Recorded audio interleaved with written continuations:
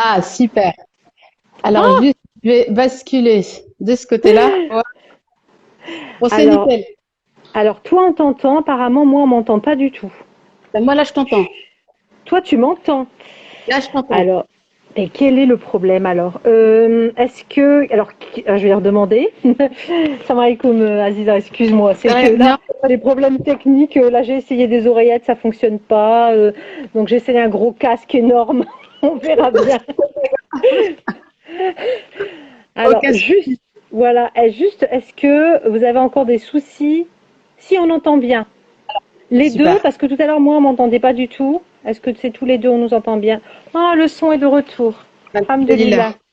Bon, je me suis Bon, dit, c'était peut-être une connexion dans tes montagnes, dans mes peut-être. montagnes, non, j'ai voulu faire sophistiqué, tu vois, j'ai voulu mettre des oreillettes et apparemment, Ah, il faut prendre c'est pas encore pour maintenant. voilà, faut prendre ce qui est ancien. Ouais, c'est ça, le bon vieux casque Mickey, là, voilà. Alhamdulillah. Bienvenue à Ah, tout le monde. Bienvenue à merci, ouais, toi. bienvenue. Merci.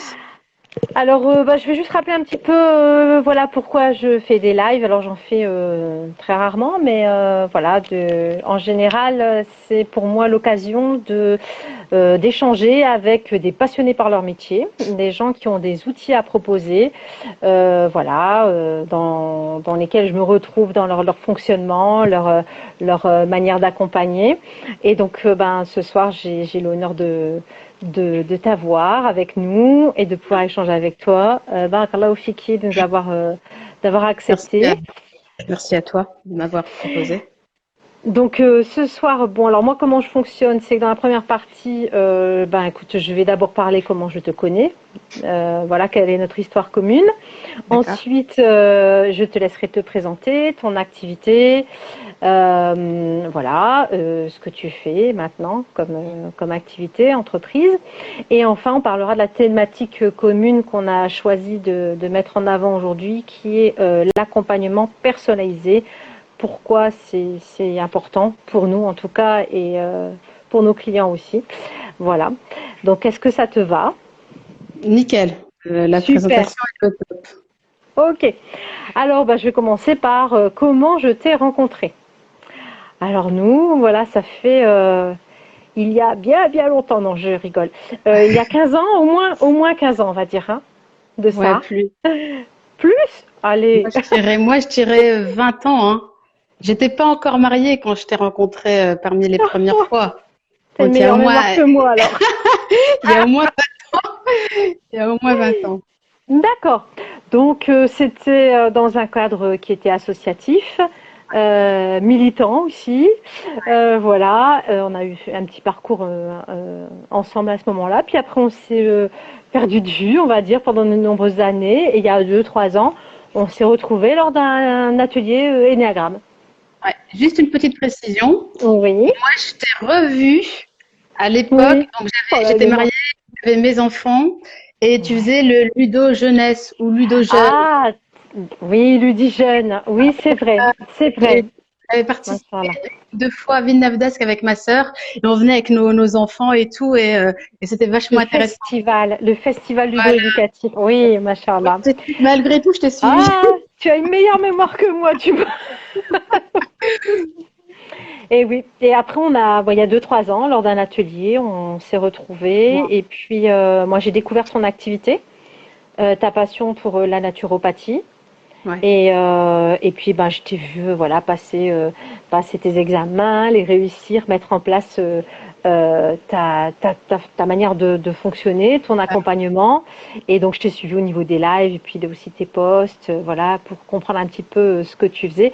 Et forcément, ça me parle et on verra aussi pourquoi ça me parle beaucoup D'accord. après, voilà. Donc, maintenant, je vais te laisser te présenter, Aziza, si tu veux bien. Ok. Alors, donc moi, c'est Aziza Najib. J'ai 40 ans. Je suis mère de famille, maman de 4 enfants, mariée, maman de 4 enfants. Et je suis tombée dans la naturopathie. Moi, ça remonte du coup à il y a 20 ans. C'était déjà quelque chose que je voulais faire il y a 20 ans. J'ai pas fait parce que je pense que j'avais pas c'était pas connu encore à l'époque. Et je me suis dit, voilà, quand on a 20 ans, s'embarquer dans quelque chose qui est, et je pense pas avoir je n'avais pas les épaules pour me lancer dans quelque chose d'aussi novice finalement. Donc, c'est resté dans ma tête, sachant que j'ai toujours été attirée par tout ce qui est plantes, par tout ce qui est le plus naturel. C'est-à-dire que même en termes de soins, j'allais quand même vers des choses les plus naturelles. C'était dans mon cheminement de toute façon. Et puis, il y a à peu près 5 ans, quand ma dernière est rentrée à l'école, et ben, c'est posé la question de qu'est-ce que je fais du coup.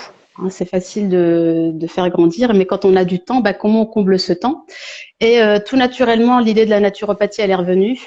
Et ben là, j'ai pas hésité. En fait, hein, je me suis d'abord inscrite une première fois en ligne, où j'ai fait une première école, et ça a confirmé, ça a conforté l'idée que c'était vraiment ce que moi je voulais faire, à savoir de la naturopathie. De là, j'étais pas assez rassasiée, donc j'ai basculé sur une deuxième école, toujours en ligne.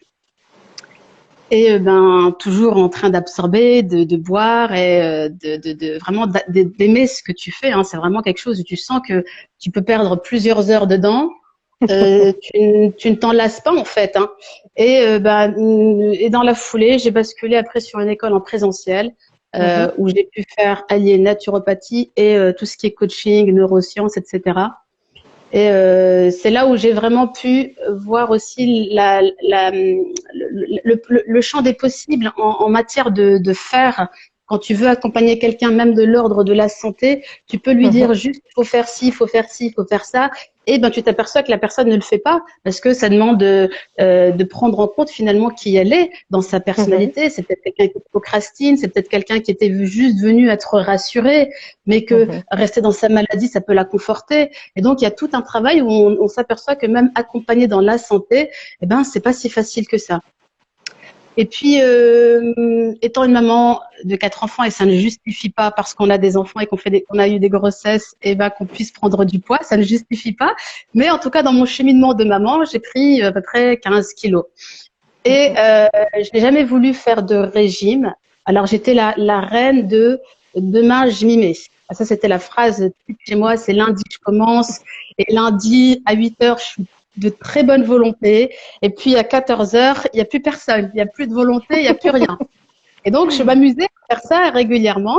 Mais il y avait une chose qui était sûre, c'est que je ne me lance dans rien tant que je ne me suis pas déjà, tant que j'ai pas déjà franchi le cap déjà de tenir une journée. Je me dis, une journée, c'est pas... arrête de te mentir. Et c'est le arrête de te mentir qui a fait que j'ai commencé à faire des recherches et à me dire, je veux perdre du poids, oui, mais de manière efficace. Je veux pas m'amuser à les reprendre au bout d'un an.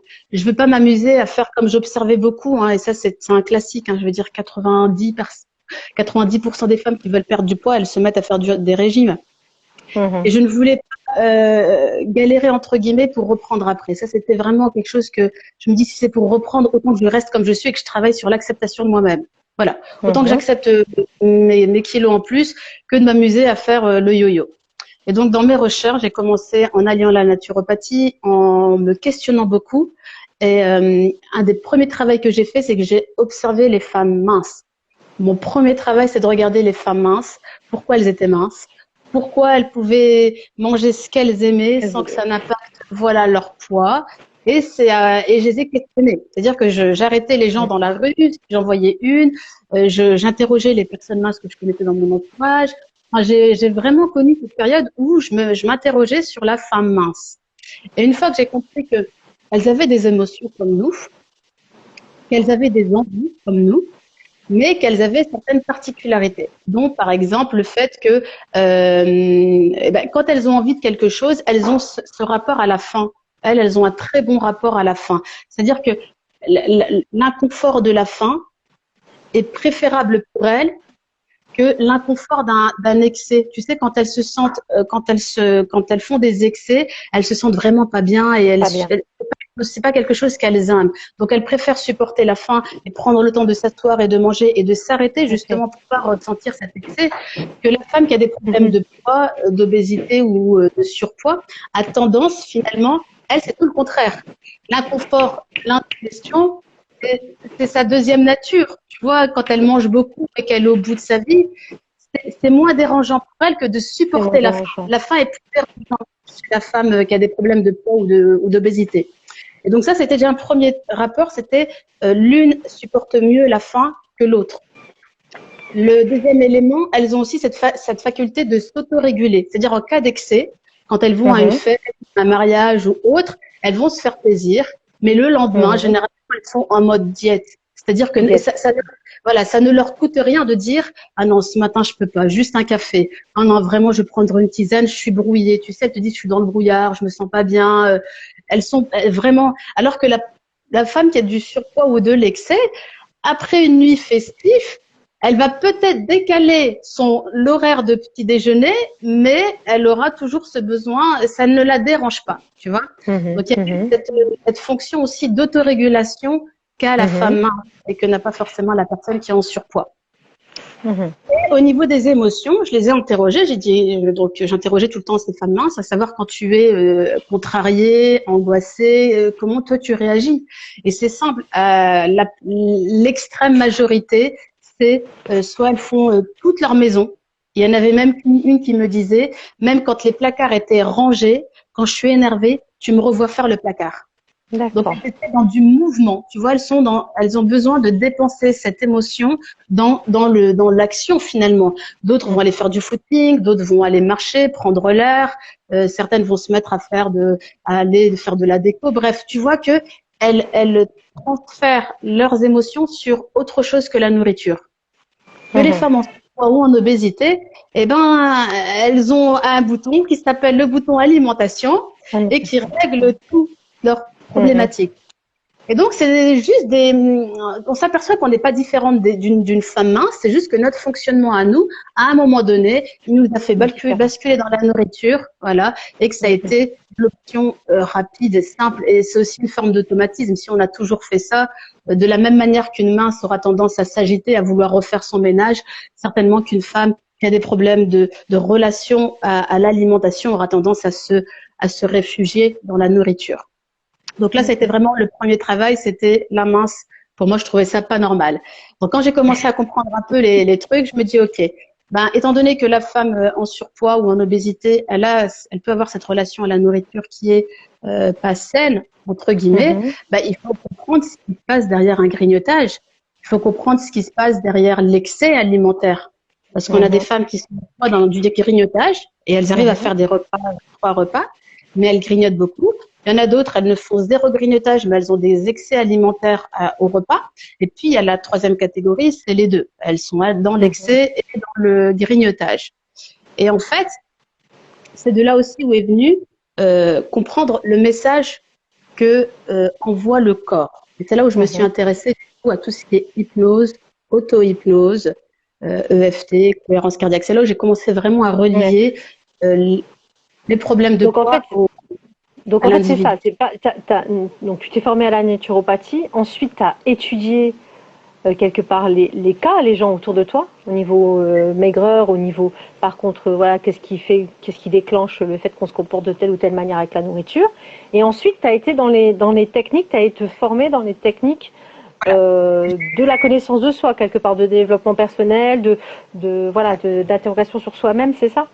Ouais, ça s'est fait à partir de la 2e école. Donc avant même que j'entre dans la 3e école de nature, durant ma 2e école, c'est là où moi j'ai voulu aussi me prendre en main vis-à-vis de moi-même. Et je savais que l'assiette, regarder que l'assiette, ça allait être que temporaire et que j'allais basculer sur cette. Donc il fallait traiter vraiment le problème à sa source.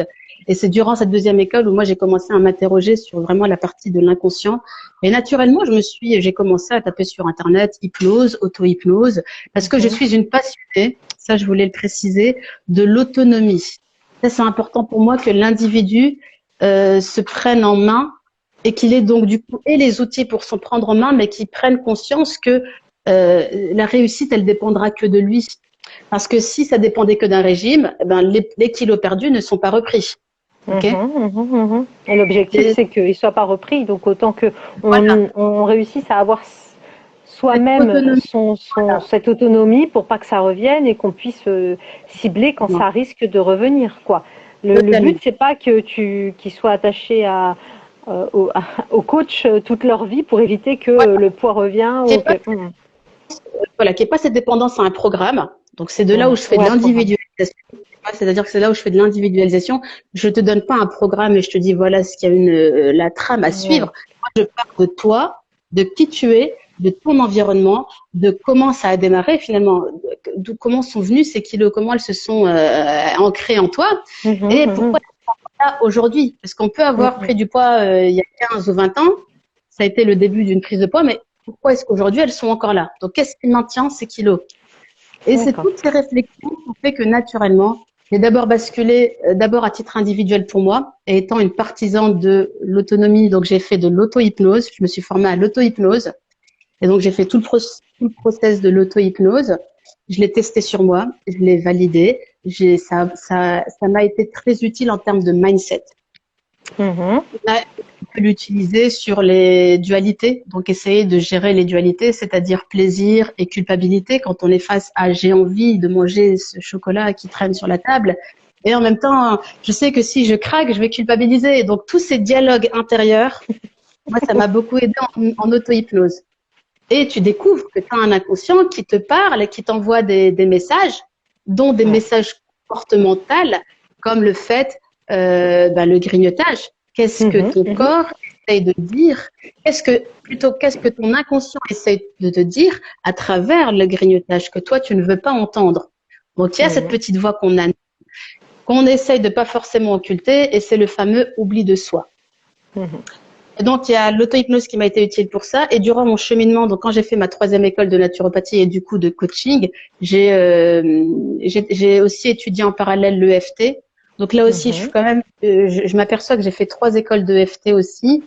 Donc j'aime bien avoir, en fait, je multiplie toujours pour avoir les différentes, comme en naturopathie, par exemple, les différentes philosophies. Il y a beaucoup beaucoup de domaines, beaucoup de possibilités. Oui, voilà. Tout à fait. Il y a beaucoup de courants, et les gens peuvent avoir un regard très scolaire sur sur ce qu'ils ont reçu, et ne pas forcément avoir justement ce regard où oui, mais là, ça peut-être que ça matchera pas. Et dans la culture maghrébine, par exemple, là où je me suis vraiment bien intéressée, parce que c'est un domaine que je connais très très bien, et les problématiques de cette communauté aussi sont très présentes, il y avait des choses où en naturopathie, je me dis, moi, dans mon observation, ça et ça, je pense pas que ça puisse marcher. Voilà. Et donc, en ayant en fait ouvert le champ des possibles au niveau de la naturopathie, au niveau de l'EFT aussi, parce que c'était quelque chose que je trouvais de très, très efficace et de formidable, mais tu as différentes façons de faire. Tu as aussi ceux qui prennent les choses un peu de manière assez légère. Tu as ceux qui veulent aller. Donc, j'en ai fait 3. Ça me permet d'avoir ma position et mon opinion. Donc, on est toujours aussi dans l'idée de se réapproprier les choses. Et l'idée, quand je l'accompagne, c'est que je transmets ces outils à ces femmes-là en leur donnant vraiment la possibilité elles-mêmes de s'accaparer l'outil, et de pouvoir en jouer et de l'utiliser et de s'amuser avec, et de vraiment de prendre plaisir à faire les choses, de travailler sur soi tout en n'ayant pas un regard oui, mais attends, je pense que je me suis plantée. De toute façon, il y a que dans la pratique qui après finalement on apprend à être à l'aise et à vraiment à utiliser l'outil comme quelque chose qui nous appartient. Et l'avantage de ces outils, donc auto, c'est que tu peux les appliquer de lundi à dimanche, de janvier à décembre, pendant les vacances, pendant ta vie au quotidien. C'est un truc que tu prends, c'est gratuit, tu n'as pas besoin d'une application, tu n'as pas besoin d'électricité, ça prend pas beaucoup de temps en pratique. Je crois que le plus rapide, c'est l'EFT, c'est le plus les 3, je les affectionne, que ce soit la cohérence cardiaque, que ce soit l'EFT ou l'auto-hypnose, c'est 3 outils que moi j'affectionne, que j'ai tous essayé, que j'utilise encore aujourd'hui, peu importe, selon mes besoins et selon l'envie. Je peux faire une séance d'auto-hypnose, je peux faire une séance d'EFT, de la cohérence cardiaque aussi, selon les circonstances. Si je suis en voiture, et ça m'est arrivé d'être en voiture, on m'a gonflé à un moment donné, c'était en tête, et je me tapote en même temps que je conduis, je suis à un feu, et j'élimine tout de suite pour pas que l'émotion s'ancre et que je me mette à ruminer, et qu'en rentrant chez moi, prise de fatigue, de bruit environnant avec les enfants, et que je cède à quelque chose parce que j'ai pas pris 5 minutes, parce que j'ai pas pris 5 minutes à un moment donné d'éliminer quelque chose qui ne m'appartient pas, tu vois. Donc ça, c'est des prises de conscience qui font que tu deviens autonome et responsable. Donc ça, c'est vraiment l'idée d'autonomie, responsabilité, prise en main, ce que un régime ne propose pas. Parce que le régime, il te donne la recette qui va te faire perdre du poids. Et comme je le dis, on peut perdre du poids en mangeant une seule tablette de chocolat par jour. Et ben, tu peux perdre tes kilos, mais tu perds des dents, tu perds tes dents, tu perds tes cheveux, tu perds ta vitalité, ton système sur autre chose après. Voilà, mais t'as pas réglé le problème. T'as pas réglé le problème. Tout à fait. Donc toi, là, tu es donc installée en tant que naturopathe. Donc tu reçois en consultation. Ça se passe comment? C'est en présentiel, distanciel? Dis-nous tout. Alors, je fais essentiellement en visio, comme je fais là, en visio, via les différents réseaux. Donc, j'ai aucun souci. Ça peut être Messenger, ça peut être. Après, j'affectionne WhatsApp parce que c'est WhatsApp. Mais je fais, et là, depuis demain, je dois visiter un cabinet. Mais je suis pas non plus une partisane du cabinet. La plupart de mes clientes, elles sont, j'en ai un peu partout en France. Oui, c'est ça. Donc voilà, mais j'ai totalement, jusqu'à maintenant, je ne pratique quasiment que, je me suis déjà déplacée chez des clientes qui étaient localisées, tu sais, c'est ici pas loin. Voilà, dans la métropole lilloise, mais sinon, essentiellement, je le fais en visio et ça n'a jamais posé problème. Même durant le Covid, j'ai transmis l'outil d'auto-hypnose, j'ai transmis le FT, la cohérence cardiaque. C'est l'avantage. Voilà. C'est l'avantage de ces techniques qui sont, qui sont simples à mettre en place. Exactement. Voilà, ça peut se faire à distance. Et après, en plus, la personne, comme tu dis, elle est autonome, elle utilise cet outil. Exactement. Une fois qu'elle a compris comment ça fonctionne, voilà, elle peut très bien répéter ça. Donc, par exemple, bon, je sens que j'ai envie de maigrir, mincir. Donc, ça se passe comment? Je prends rendez-vous, il y a un bilan, comment ça se passe? Alors, il y a toujours un premier appel téléphonique pour que je sache quelle est ta motivation. J'en ai encore eu un ce soir avant de démarrer le live. La motivation première était le mot qui m'a un peu réputé, c'était rapide. Je fais pas dans le rapide. Moi, je fais dans la profondeur. Je fais on débroussaille. Et Dieu sait que je sais pourquoi je débroussaille. Je sais pourquoi je vais dans l'inconfort des inconscients. Parce que c'est nécessaire, c'est inconfortable, mais c'est libérateur. Voilà, on se libère. Donc le premier appel me permet déjà que la personne sache dans quoi elle s'engage et surtout qu'il n'y ait pas méprise en fait, qu'elle ne pense pas que je vais te donner un programme alimentaire et puis c'est pas un régime, je ne propose pas de régime. Il y a une consultation, il y a un entretien naturel avec tous les explications et les erreurs au niveau de l'alimentation à ne pas faire. D'accord. Ça fait partie du package. Dans la naturo, je check si tu as un coup de mou ou des problématiques de santé qu'il faut prendre en compte aussi. Dire tu peux perdre du poids de la même manière à quelqu'un qui est en hypothyroïdie que quelqu'un qui fait de l'anémie, quelqu'un qui a un diabète, quelqu'un qui a, je sais pas moi, des problèmes articulaires et que tu prends en compte le fait que le mouvement sera difficile aussi. Il y a plein de choses à prendre en considération. Et du coup, moi, je fais essentiellement en visio. Et ce premier appel me permet déjà de m'assurer que la personne sache ce que moi je propose. Donc, généralement, je les envoie aussi. Voilà. Généralement, je les envoie aussi sur mon Insta pour qu'elles aient une idée. Et donc, au premier appel, je leur laisse 24-48 heures en disant, voilà, tu as 24-48 heures, tu prends le temps de réfléchir, tu regardes mon Insta. Si ça te parle, tant mieux. Ça te parle pas, il n'y a pas de problème. Et à partir de là, ensuite, j'ai une base de travail de 4 séances.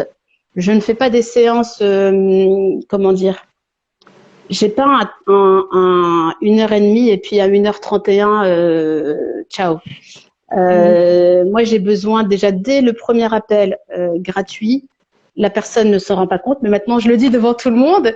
Mais le moindre mot qui sort de la bouche de la personne est enregistré dans mon cerveau et je ne néglige aucun mot, aucun terme que la personne a pu prononcer durant même ce premier entretien. Je prends tout parce qu'à un moment donné, ça se rejoint lors d'une autre séance et je le dis pas forcément, donc je reste très très neutre, mais je prends note Et puis, ben, la première réelle séance, c'est une séance, donc généralement c'est 2h30, 3 heures. Mhm. Pour le prix d'une séance, et j'insiste parce que je suis pas dans les, voilà, c'est une séance, mais elle est de 2h30, 3 heures, où je travaille avec la personne sur comprendre et définir la problématique de son poids. Mhm. Moi, je m'arrête pas à c'est émotionnel. Ok, mais ça veut rien dire pour moi, c'est émotionnel. Mhm. C'est pour me réconforter, ça ne veut rien dire pour moi, c'est trop général.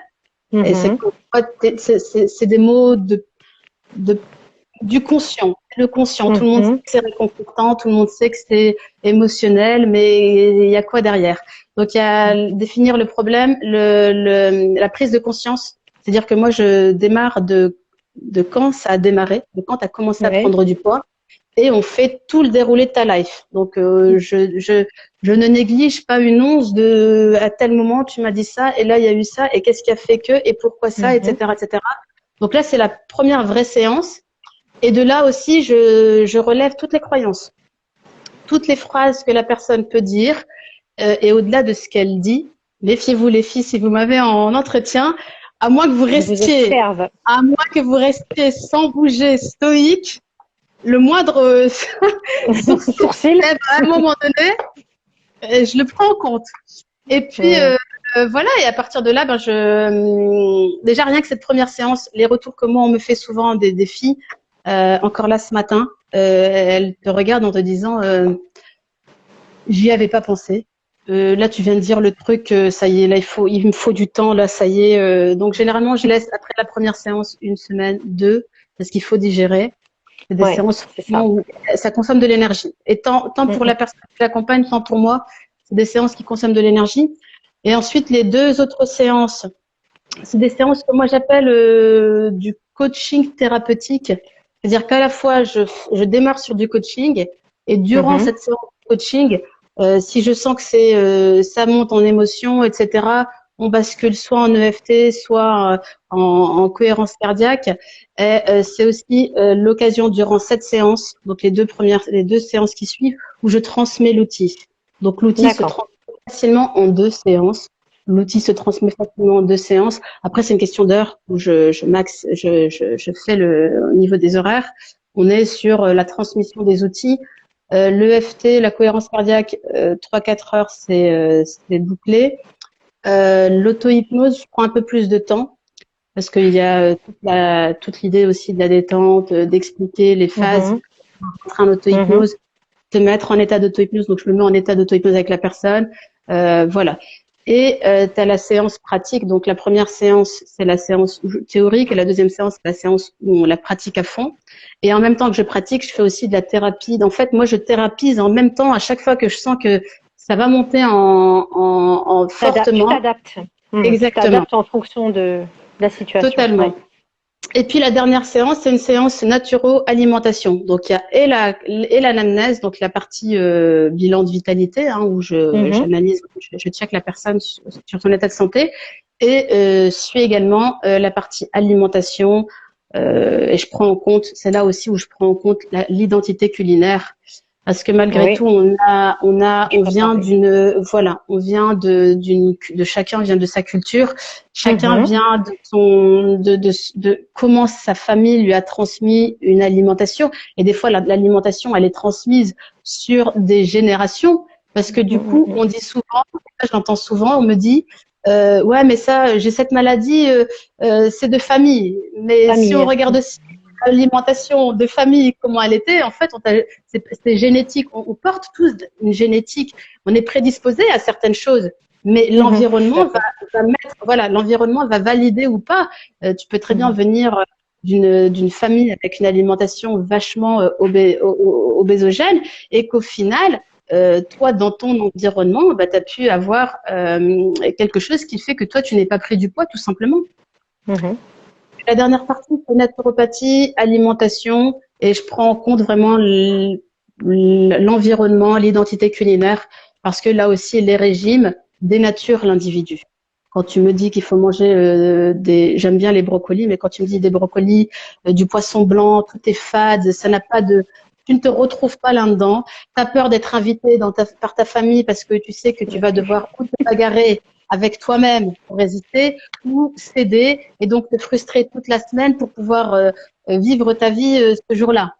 Et voilà, toutes ces notions de joker, tout ça, moi je suis pas du tout, je ne suis pas une adepte de tout ça, mais on apprend tout ça durant l'accompagnement. Dernier autre truc que j'ai en tête, le suivi durant tout le temps d'accompagnement. C'est-à-dire que moi, je ne m'arrête pas après l'appel téléphonique. La personne, voilà, en coulisses, il y a tout. Moi, je vais m'assurer qu'après l'accompagnement, la personne, elle ait l'outil, qu'elle sache le pratiquer, qu'elle sache le mettre, voilà, complètement. Si elle a des doutes, si elle a des questions, si elle pense que, on reprend, on y va, on revoit. Et là-dessus, j'ai vraiment voilà, j'ai vraiment à cœur que l'outil soit compris, maîtrisé et que la personne sache le gérer et qu'elle n'ait pas peur de le mettre en pratique ou de se dire oh zut, non, non. Donc j'insiste toujours après chaque séance. Si tu as des questions, si tu as des problématiques, si tu es face à une problématique, tu m'en parles tout de suite. Tu n'attends pas la prochaine fois. Je laisse pas 24 ou 48 heures parce que tu t'es dit je veux pas la déranger. Vaut mieux régler. Il y a un suivi. Il y a un vrai suivi. Et ensuite, est-ce que une fois que les séances programmées ont été faites, est-ce que tu fais un bilan au bout de quelques temps pour voir avec la personne si ça a fonctionné, et, et si elle a rechuté, s'il y a des choses qui sont arrivées? Oui. Alors généralement, je laisse. Alors je fais un premier bilan un mois après. Donc un mois après les 4 séances, un premier bilan pour voir comment elle se sent, comment elle va, comment elle gère tout ça. Et puis par la suite, tous les 2, 3, après ça dépendra de la personne et c'est toujours d'elle-même. Hein. Il y a des femmes qui sont très autonomes hein, et qu'elles te disent au bout de 6 mois, au bout de 6 mois, écoute, tout se passe bien, j'ai pris le truc, ça va, il y a pas de souci. Et t'as d'autres personnes, t'as laissé 2, 3 mois et elles ont complètement basculé. Enfin, j'en ai une en l'occurrence qui est comme ça. Et mais on part de très loin. C'est-à-dire que personne, en l'occurrence, si je regarde déjà tout le travail qui a été fait, on est parti de très, très loin. Donc, c'est quelqu'un, peut-être qu'elle est là, qu'elle se reconnaîtra. En tout cas, qui a une certaine fragilité et que je la sens toujours fragile malgré tout dans cette période-là. Et voilà, il a fallu 2, 3 mois parce que je laisse quand même la personne se prendre en main.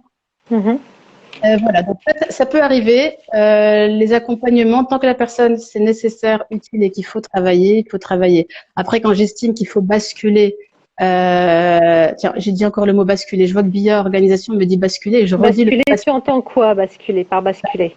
Alors je termine ma phrase. Dès qu'il faut basculer chez un thérapeute, un psychologue, un psychiatre ou voilà, j'insiste que la personne aille consulter hein, quand c'est vraiment des traumas.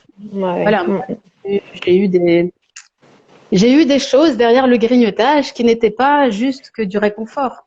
Et il faut vraiment, et dans notre culture, ça reste encore, il y a beaucoup de tabous.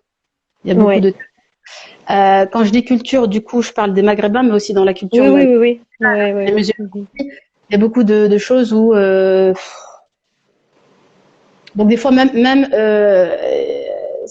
voilà, ça te demande même d'accompagner la personne pour qu'elle puisse franchir le cap de consulter un thérapeute. Voilà, ça peut aussi arriver. Donc pour Bia Organisation, je ne sais pas à quel moment j'ai dit basculer. Je peux pas, si tu te souviens mais en toi quand je dis basculer, c'est voilà, peut-être que la gestuelle est parlante. En tout cas, tout ce que tu nous expliques là, ça rentre exactement dans la thématique, le titre de cet échange que j'ai souhaité mettre, c'est quand l'accompagnement personnalisé prend tout son sens. C'est vrai que là, il n'y a pas plus personnalisé en fait. On se rend compte que c'est pas possible de faire des pactes tout faits et de dire à la personne tu prends ça, ça va aller, c'est la baguette magique, la solution miracle. Et moi, ça me parle parce que dans ce que je fais, c'est pareil. On sort de l'école avec des des protocoles, des choses bien écrites, bien, voilà, c'est comme ça, il faut suivre tel protocole. Et on se rend compte que dans la réalité, eh ben, non, il faut adapter. Chaque personne est différente. Chaque personne a son histoire et que pour qu'il y ait un résultat, déjà faut qu'elle devienne autonome. Le but c'est pas d'être tout le temps là, tout le temps avoir besoin d'un coach permanent, voilà, puisque voilà on parle parfois de dépendance à la nourriture, mais la dépendance au coach aussi, elle existe. Et voilà, c'est pas le but non plus. Donc, on voit bien que là, il y a une question de connaissance de soi, ça c'est clair. Oui. Et c'est pour ça qu'à un moment donné, même le coach doit accompagner, même dans la nourriture, même pour un problème de nourriture, de manière personnalisée. Les histoires sont complètement différentes et les gens réagissent pas du tout de la même manière. Et c'est pour ça que moi aussi, hein, ça m'a beaucoup parlé ta façon de voir les choses, d'accompagner, parce que ça a beaucoup de similitudes avec ce que je fais. C'est-à-dire que c'est pas quand les gens arrivent, la première des choses, c'est ça. C'est on fait un bilan. Quel est ton problème? D'où ça vient? Et qui es-tu d'abord? Est-ce que tu sais toi-même qui tu es? Voilà. Et pareil avec la nourriture, la relation. Enfin, je pense que c'est la même chose. C'est quelle est toi ton histoire avec la nourriture? Et c'est justement ce que j'ai envie de te dire, c'est que, et c'est ce que j'explique aux filles, c'est que des fois, en sortant de cette dépendance à la nourriture, la personne a gagné pas que une relation saine à la nourriture, mais elle a gagné tout. Comment expliquer ça? Tout le rapport aux situations qui sont similaires en fait. Parce elle regagne confiance en elle, elle regagne de l'estime d'elle-même, elle regagne en capacité d'autonomie finalement. Ben, je suis capable. Et oui, et je sais le faire. Et hier, j'ai un groupe Mincir sereinement sur WhatsApp qui est dédié aux personnes. Il y a toujours de l'accompagnement, donc voilà. Et la question, c'était en 5 mots. Donnez-moi 5 mots qui définit pour vous le travail sur soi. Et là aussi, dans les mots, donc moi je joue le jeu aussi, et donc de manière instinctive, je mets s'aimer, je sais plus s'aimer, etc. Voilà, c'est des mots qui moi me parlent.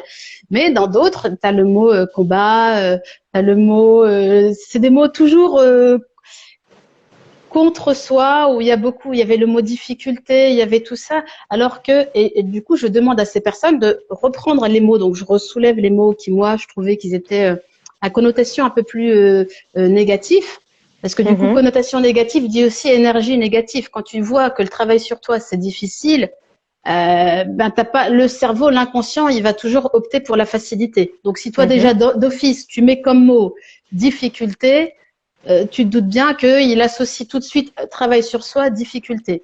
Et donc, je lui ai demandé de me reformuler et elle a mis espoir et combat, elle a mis réussite.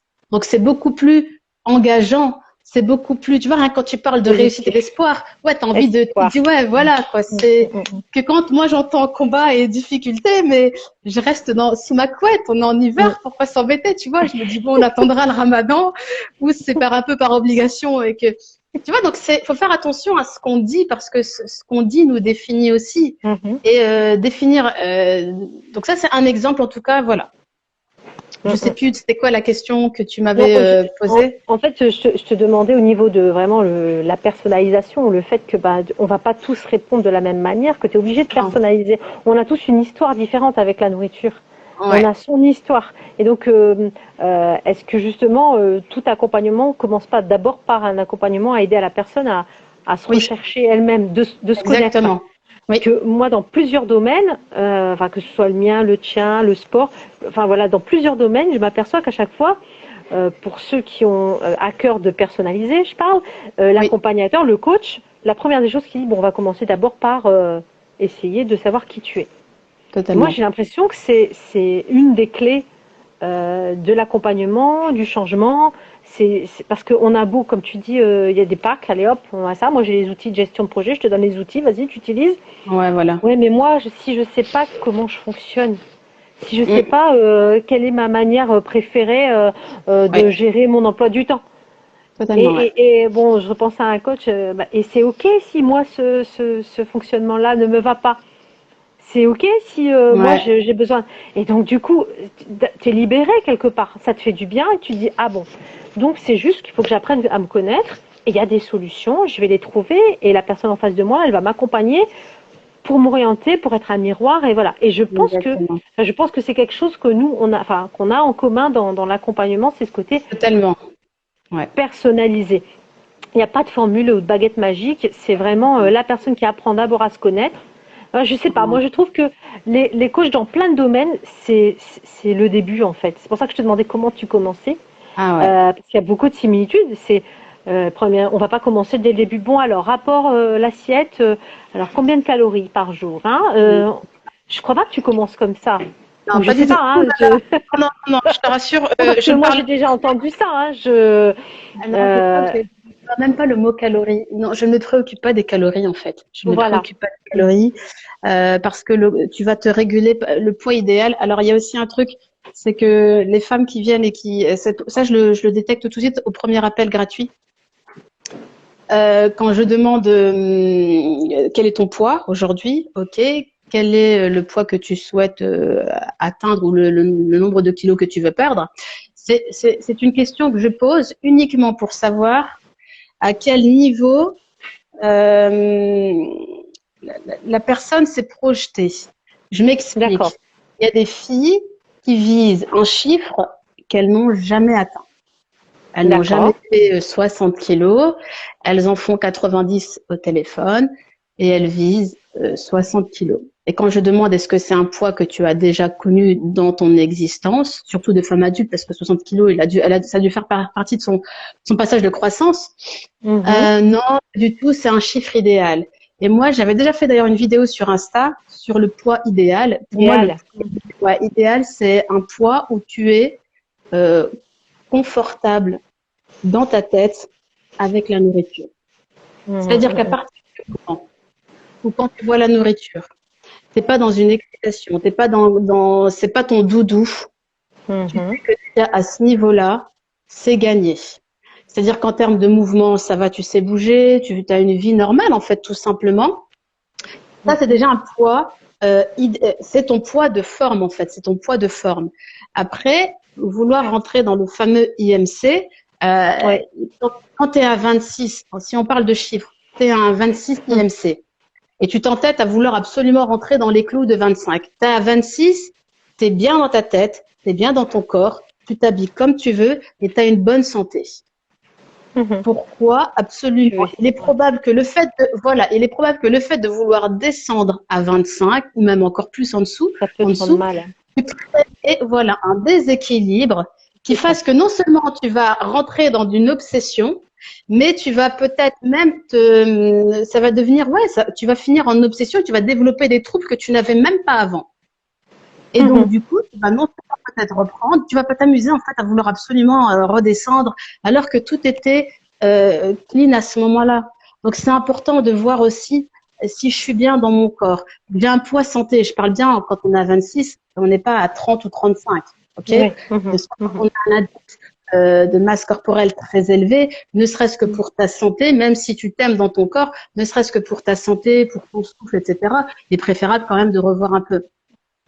Mais s'entêter à vouloir absolument rentrer dans quelque chose qui va que te créer finalement ça va te désavantager parce que c'est peut-être pas juste pas le moment maintenant. Peut-être que dans 2 ans, dans 3 ans, je ne sais pas en fait, ça puisse marcher, mais que dans ce moment-là, alors que tout était parfait, il n'y avait pas de raison. Donc là aussi, je fais attention aux chiffres que la personne veut atteindre. Si je trouve que moi, j'entends ce qu'on me dit la première fois, mais après le cheminement, elle le fera par elle-même, tout doucement, et toujours dans le respect d'elle-même, dans le respect de son environnement, dans le respect de qui elle est. Et voilà. Et plus elle va avancer, plus elle va elle-même upgrader en estime d'elle-même, en rapport. J'ai des femmes, le rapport au corps, elles sont dans des notions de dégoût, dans le rapport au corps. Même le fait de l'amour d'elle-même, c'est très très difficile. Donc quand tu démarres sur déjà un travail comme ça,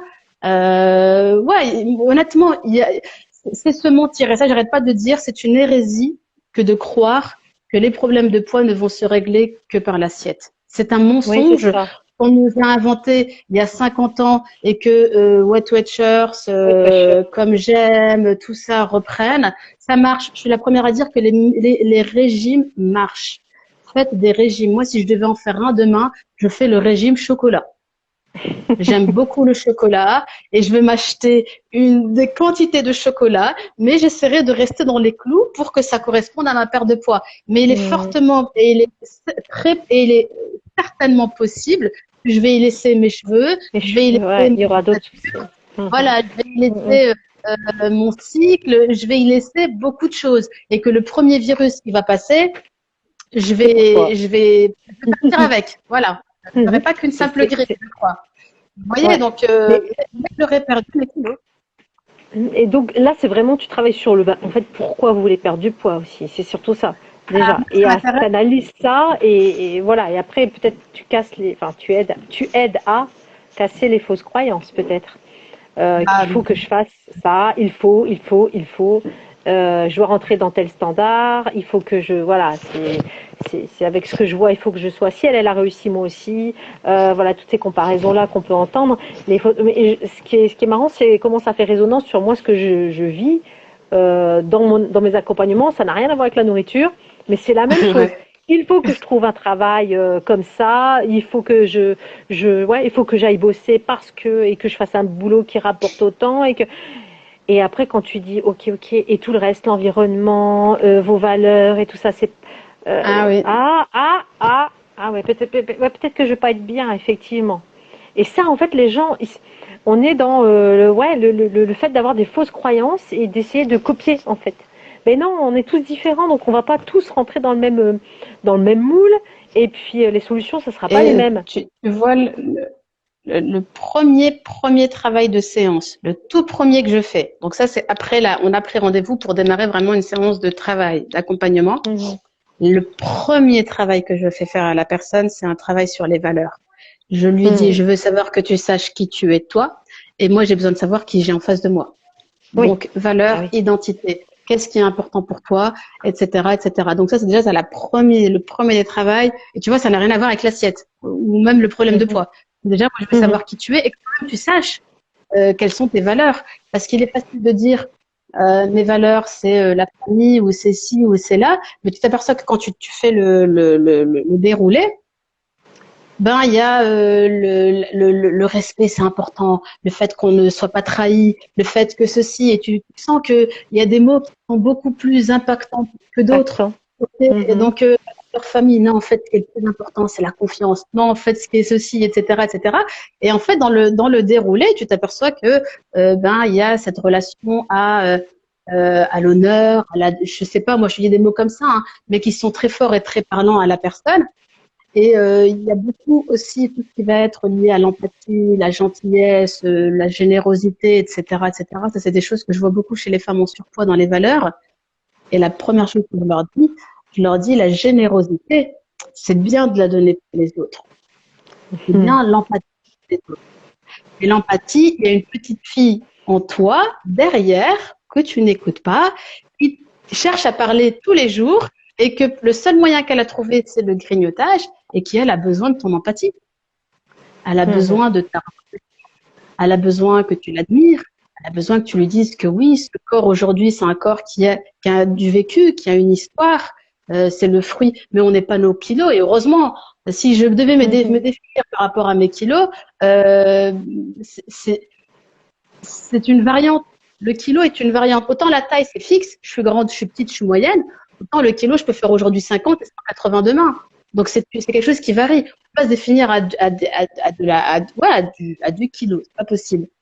Donc, il y a tout ce travail-là où je profite finalement des valeurs que tu me donnes pour te dire que ces valeurs-là, tu dois d'abord les mettre au service de ton identité à toi. Il faut vraiment que tu sois aligné avec ces valeurs-là. C'est là où tu vois qu'il y a un déséquilibre, un désalignement et une fois que la personne retrouve de la paix avec elle-même, elle sera automatiquement en paix avec la nourriture. Moi, je pense que la relation à la nourriture n'est que la relation que tu as avec toi-même à l'intérieur. Et que si tu es agité avec ton alimentation, c'est qu'à l'intérieur, il y a quelque chose à revoir.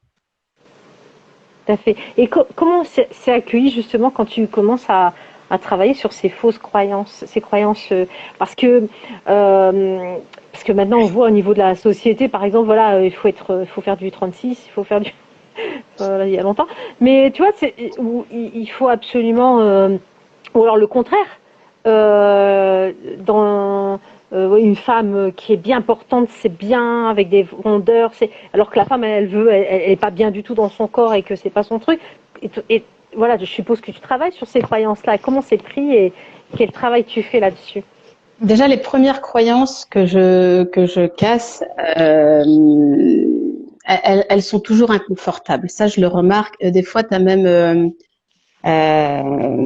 comment dire, elles te le disent, hein, c'est dur, parce que ah ouais, c'est dur de voir, c'est dur surtout que quand ça sort de ta propre bouche. C'est-à-dire qu'à un moment donné, tu déballes, et puis moi je reprends, ça et si, et à un moment donné, tac, elle sort le truc que elle-même elle a eu peur de, tu vois, que elle-même elle s'est pas rendue compte de ce qu'elle a dit, mais elle se rend compte de l'importance de ce qu'elle dit, tu vois. Ouais. Automatiquement déjà là il y a un gros déclic, et je le vois encore ce matin. Le déclic c'était attends, tu vois, elle a besoin de ce moment parce que c'est tellement une évidence que tu te dis ah ouais, d'accord. Après, pour revenir sur la question, le rapport. Alors effectivement, dans la communauté, en tout cas les personnes que moi j'accompagne, jusqu'à maintenant, j'ai pas eu des femmes qui insistaient pour rentrer dans une forme de taille 36, tu vois. D'accord. Et moi je dis toujours, tu n'entreras dans la taille, tu n'entreras finalement que dans la taille qui, qui était confortable, dans le sens où tu peux être mince et faire du 42. Tu vois, c'est pas une question de chiffre. Tout On à va se fait. borner sur un chiffre. Et on a la chance, entre guillemets, mais c'est une chance, moi je le considère comme une chance, que dans la communauté maghrébine, les rondeurs sont acceptées et par la femme comme par l'homme. C'est pas quelque chose on n'est pas dans une quête du ventre plat. On n'est pas dans une quête. Alors là, c'est peut-être purement culturel, en tout cas. On n'a pas forcément ce besoin, et elle te le verbalise elle-même. Ah non, non, moi j'ai pas envie d'être trop mince. Je veux juste, voilà, je veux perdre 20 kilos, etc. J'ai besoin de mes rondeurs. Moi, je me sens bien avec des formes, etc. Donc ça, c'est quand même verbalisé, et ça, c'est ok. Moi, quand on me verbalise qu'on veut rester dans ces rondeurs, je regarde par contre quelqu'un qui est autour de, je sais pas, qui est autour de 110, je me contenterai pas que tu te confortes d'être à 99 par rapport à ta santé. Il faudrait quand même que tu gagnes encore un peu en perte de poids. Mais parce que tu as des personnes qui vont se conforter, faut pas arriver aux fameux 3 chiffres. Tu vois, tant qu'on est à 99, ça va. 100, c'est problématique. Tellement il n'y a rien, hein, il n'y a aucun écart entre, voilà. Tout à fait. Et donc ça, des fois, c'est des prises de conscience aussi que je dois apporter. Donc ça, c'est pour les personnes qui sont un peu laxistes avec l'excès, hein, qui ont tendance un peu à minimiser l'excès, mais sans en faire une frustration. Moi, 5 kilos de perdus correctement sont des kilos qui pour moi sont nextés, c'est bon, on a réglé. Plus 10 kilos, plus 15, etc. Et à contrario, j'ai eu j'en ai pas eu beaucoup que j'ai vraiment refusé. J'en ai pas eu des masses que j'ai refusées, mais c'est à partir du moment, tu verras que je reçois des femmes qui pensent régime. Même quand elles me parlent, elles sont dans des calculs et dans des stratégies, tu vois. Et il y en avait une en l'occurrence que j'étais pas alignée parce que elle était restée focus dans une taille précise, alors qu'elle était grande, que tout était ok. Et moi je trouvais que son entêtement, elle avait tout fait. Elle avait tout fait, les Weight Watchers, CXLS Medical, elle avait tout fait. Et dans son récit, elle t'explique qu'elle passe son temps à perdre, à reprendre, à perdre, que 6 mois après, elle a repris les 12 kilos de perdu. Et donc, elle passe son temps à ça, elle le verbalise comme quoi c'est toujours ça. Mais elle s'entête à rester dans l'image est tellement importante et elle veut un résultat immédiat. Et donc, du coup, moi, je lui ai dit clairement, on va mettre fin à notre collaboration parce que ton entêtement, je suis pas alignée avec, tout simplement, en fait. Hein. Si je vais te donner je te donne le programme, Fissabilillah, voilà. et tu t'amuses à perdre les kilos que tu veux. Je te donne même un programme pour éviter que dans les kilos que tu vas perdre, tu t'évites de te dévitaliser. D'accord? Ne fais pas, tu veux faire un régime, fais un régime, fais-le au moins sainement. Fais-le au moins sainement. Ne nexte pas telle famille d'aliments, n'enlève pas telle famille. Voilà, j'essaye quand même d'apporter au moins ça, mais sinon, j'accompagne pas. Et je sais ou pas, mais en tout cas, la personne, elle comprendra par elle-même, hein. J'ai déjà eu une personne il y a 1 an et demi que j'accompagnais il y a 1 an et demi, qu'au bout de 2-3 séances, elle a arrêté parce que elle s'était entêtée que pour telle période, il fallait qu'elle rentre dans telle taille de tel magasin, de telle marque, de tel magasin. Ouais, voilà. Il y avait que 10 kilos à perdre, donc il n'y a pas grand chose à perdre. Et tu sais, c'est les plus difficiles, c'est ceux dont tu t'approches le plus de ton résultat, les plus difficiles. Ça me parle. Là, je parle en connaissance de cause, hein. Et finalement, il faut prendre le temps. Il faut prendre et accepter que ça puisse prendre du temps, que c'est peut-être pas le bon moment et que ça viendra quand ça devra venir. Il y a beaucoup d'éléments et de facteurs à prendre en compte. J'en suis la preuve vivante. Si je devais écouter mes propres envies, j'aimerais encore perdre 5 à 7 kilos. Mais je suis toujours active, je fais attention à ce que je mange, je reste une femme gourmande et je me dis, est-ce que enlever cette gourmandise pour atteindre ces kilos qui restent, c'est pas le truc qui va me faire basculer dans quelque chose. Donc comme je suis pas encore OK avec ça, je suis bien parce que déjà de base, que déjà de base là, je suis bien comme ça. C'est vraiment un truc. Voilà, donc là, j'ai fait ce que j'avais à faire en termes de perte et c'est vraiment le truc en plus. Mais je sais d'expérience que ces derniers petits kilos, c'est ceux, tu vois, le fameux IMC 26 et je veux absolument, c'est ceux qui peuvent complètement te basculer sur quelque chose qui va te faire rebondir sur autre chose sans t'en sais rien. Donc, on y va progressivement. Moi, je pars du principe qu'il n'y a pas d'urgence. La santé, elle est là. Je suis une femme active. Je sais, je m'habille comme je veux en fait, hein. Je suis dans le mouvement, je fais du sport, etc. Donc il n'y a rien qui aujourd'hui puisse faire si ce n'est mon entêtement à vouloir rentrer dans un cadre. Mais sinon non. Donc j'attends. Voilà. C'est le moment et l'envie et que c'est le moment et que c'est l'envie et que c'est voilà que tu juges que c'est ok.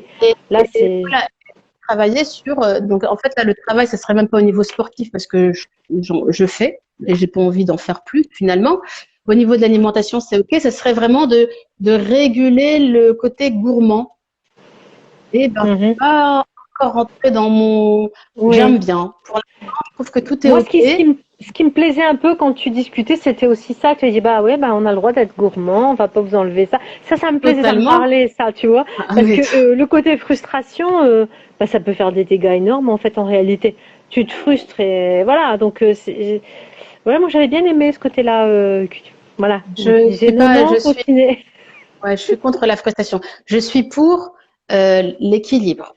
Et c'est-à-dire que dans une assiette, dans ton assiette du midi par exemple, il y a tes familles d'aliments qui vont te permettre d'avoir une bonne vitalité, une bonne santé, tout simplement, hein. Donc, il faut des protéines, il faut des légumes et puis il faut des féculents.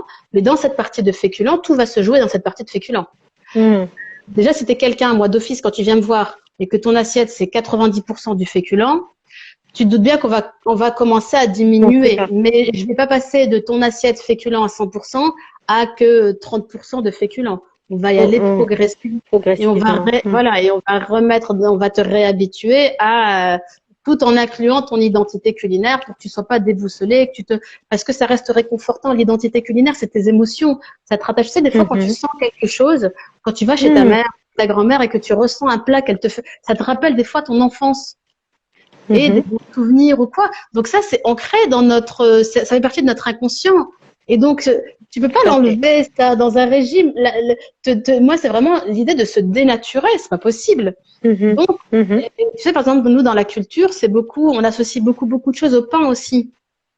Et c'est très saucé. Donc, moi, l'idée, c'est, on n'enlève pas ça. Je te dis pas de l'enlever, mais tu diminues les quantités, t'apprends à t'écouter. Voilà.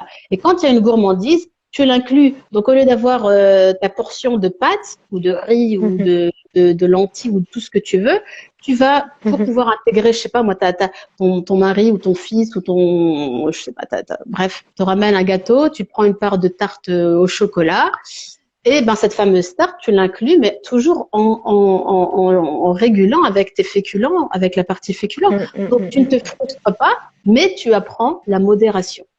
Et la frugalité, ça faisait partie d'une de mes vidéos, la frugalité fait partie pour nous dans la culture musulmane. Être frugal, l'excès de toute façon, et j'ai envie de te dire, l'excès est à bannir en toute chose. Pourtant, même l'excès de sport est dangereux.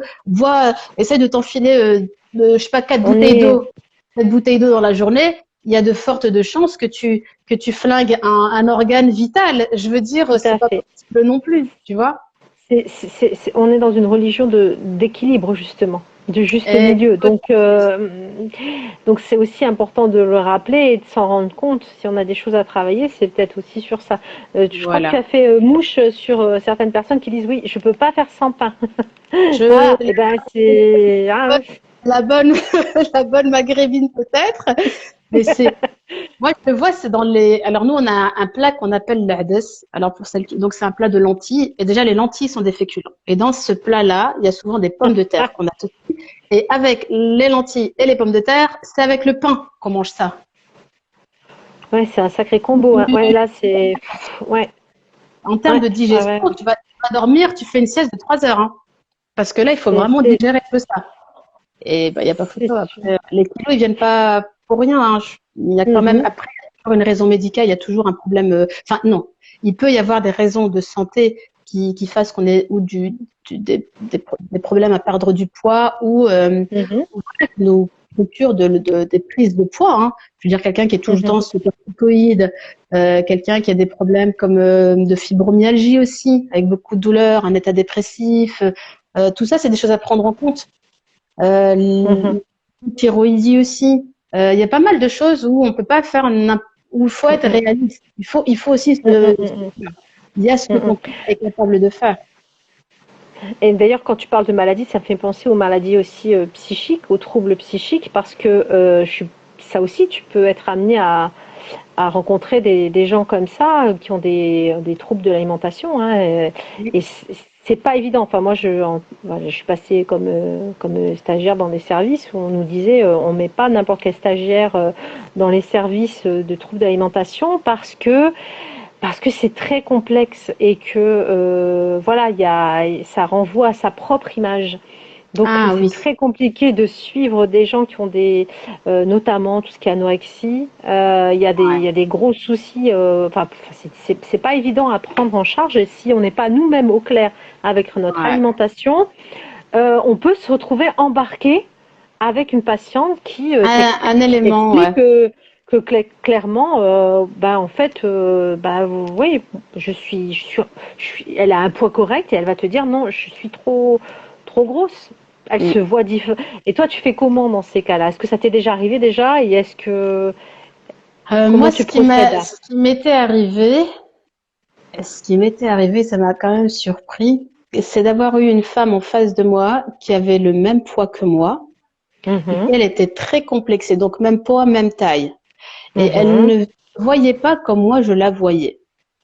C'est-à-dire, elle s'entêtait à vouloir rentrer dans. Et moi, je me suis dit, mais à moi dû mettre un miroir. Et elle voyait des personnes de son entourage qui étaient plus fortes qu'elle visuellement, comme étant moi. Et que elle, je la regarde, je lui dis, mais comment toi tu me vois moi là, comment tu me vois là? Me dire non, toi c'est nada. Et je lui dis, mais on est pareil. C'est-à-dire, corps à corps, tu ne m'égales pas, je ne t'égale pas. En plus, on avait à peu près la même physiologie et c'était une jolie fille. J'insiste là-dessus parce que elle avait un tel rapport à son image qui était erronée que même moi, ça m'a perturbée dans le sens où je me dis comment on ne peut pas voir finalement. C'est des vrais troubles, hein. Ouais, c'est des vrais troubles psychiques et ça demande vraiment un suivi parce que là, l'image, elle est déformée vraiment. C'est-à-dire totalement. que t'as beau la mettre devant un miroir, d'ailleurs, je suis pas sûre qu'elle regarde, et elle se raconte, même si elle se voit beaucoup plus grosse, beaucoup plus Voilà. enveloppée, et il y a rien qui va, et il faut perdre, il faut perdre, il faut perdre, et c'est une Dans ce obsession. cas-là, moi, Et donc, j'envoie, mm, je transfère en fait. Hein, je prends pas. Je connais quand même mes limites et voilà, c'est important voilà, tout je à connais fait. mes limites. J'ai eu également aussi une personne qui était venue et elle clairement dès le premier appel gratuit. Hein, le Mhm. premier appel me permet vraiment de checker, de voir ce qui est Ouais, possible bah ouais. et Je crois que- mm. de ne pas faire perdre de temps aussi à la personne et de pas lui faire de faux espoirs. Et c'était une personne qui avait des troubles de schizophrénie, donc qui était Mhm. schizophrène, avec une tendance à donc elle est musulmane et avec une tendance à la possession. Enfin, elle te dit qu'elle est possédée, elle te dit, D'accord. voilà, elle te Mhm. verbalise tout ça. Moi, c'est pas du tout mon domaine. Mhm. Et puis elle est suivie en hôpital psychiatrique. Mhm. Elle était accompagnée par une coach. Donc elle avait pour Mhm. moi tout ce qu'il fallait. Et je lui ai Mhm. dit, qu'est-ce que tu attends de moi? Elle me dit, perdre du poids. Et je lui ai dit clairement, je veux bien te faire une séance naturo pour t'apporter de la vitalité ou autre, mais je ne pense pas qu'aujourd'hui, à l'heure d'aujourd'hui, ta priorité soit une perte de poids. Mhm. La priorité, c'est de te récupérer, de te prendre en main, tu vois, quand Il y a tu des fais, priorités. Tu voilà, priorises quand même. Oui, bah oui. voilà, elle Mais est dans un hôpital de jour pour réapprendre à se remettre dans la vie, tu vois, ouais, donc étape par activité, étape. Mhm. voilà, Mhm. s'habiller, tu vois, il la remettre vraiment c'était de la réinsertion Mhm. à la vie humaine. Mhm. Et donc, je pensais que c'était, voilà, pour moi, c'était même Non. pas, Mhm. voilà, c'est juste, elle pense à ce moment-là qu'en perdant du poids, elle irait mieux. Mais non, c'est Mhm. sens-toi mieux. On va traiter d'abord le fait de te sentir mieux et le poids va partir de Mhm. lui-même. Ah, Mhm. c'est pas, on inverse beaucoup les choses. Et donc elle, je sais que c'était quelqu'un où je lui ai dit, ce n'est pas de mon ressort parce que je ne vais pas plus loin en fait. Il y a des trucs où je m'aventure pas. Mhm. Et surtout, c'était pas le moment pour elle, parce qu'elle était sous Pour elle. médoc, Mhm. à midi. Enfin, je veux dire, bien qu'elle soit encore qu'une jeune fille, elle n'avait pas de responsabilité, elle n'était pas mariée, pas d'enfant.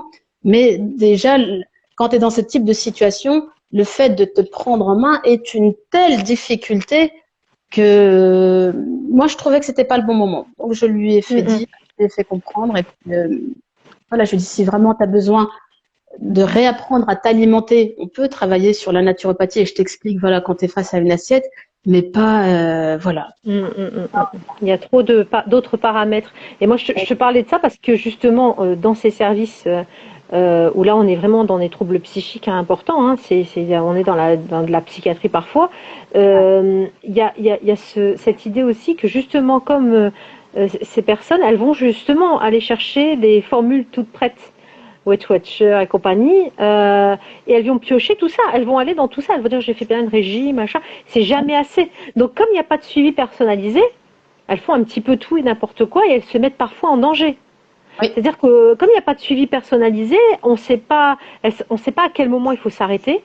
On ne sait pas à quel moment, là, ça devient dangereux, ta vie, elle est en danger, il te manque, que tu parlais des minéraux, que tu es dévitalisé. Ben, attends, oui, oui, des fois, oui, parce que la personne, il n'y a pas de suivi, donc elle va suivre tel ou tel, voilà, elle a entendu que ça a marché pour un tel, mais s'il y a des troubles psychiatriques derrière, c'est encore pire. Parce bien que sûr. justement, il n'y a pas de suivi, donc on ne peut pas tirer la sonnette d'alarme tout de suite. Donc c'est bien justement que, bah, c'est pour ça qu'il faut personnaliser les choses. C'est pour ça que ton accompagnement, je pense que c'est important de pas démarrer tout seul, quoi. Et que c'est pas que l'assiette, effectivement, que ce qu'il y a Ah dedans, non. que des calories, c'est pas que ça. Ou tu parlais du sport, moi j'ai vu aussi des hommes qui se mettaient dans le sport, mais à fond, fond, fond, hyper protéinés. Et puis après, tu as tous les autres troubles qui arrivent, les reins qui sont déglingués et tout. Ils n'ont pas eu de suivi. Il y a des coachs pour ça Ouais, aussi. Et ouais. s'il n'y a pas un bilan qui est fait, un suivi, ça peut faire des dégâts. On ne peut pas faire n'importe quoi. On a une responsabilité sur notre corps. Et voilà, c'est pas que de l'ordre de l'idée ou des croyances. Parfois, il y a besoin d'avoir les bons conseils Ouais. et d'adapter vraiment enfin, c'est pas le régime, mais de trouver justement ce que tu disais. L'hygiène alimentaire. L'hygiène alimentaire. De vie, en fait. C'est vraiment de vie parce que elle va être alimentaire, elle va être mentale, elle va être, il y a un retour à soi.